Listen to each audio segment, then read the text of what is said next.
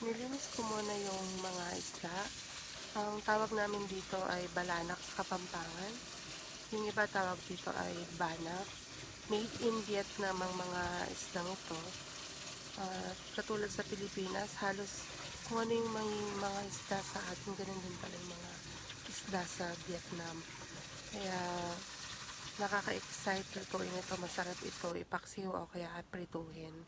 Habang pinapakulo ko yung tinimpla kong suka ay sinabay ko na rin pala yung ampalaya para malambot na din kasi madali lang naman maluto yung ating isda.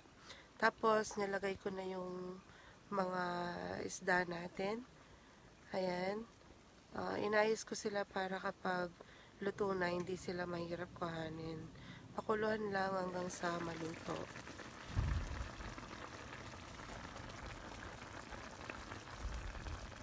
Nagluto rin pala ako ng garlic rice. Masarap itong i-partner sa paksiw.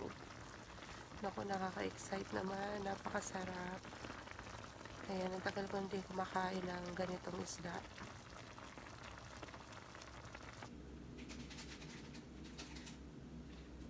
Kanyaman, mga tanak.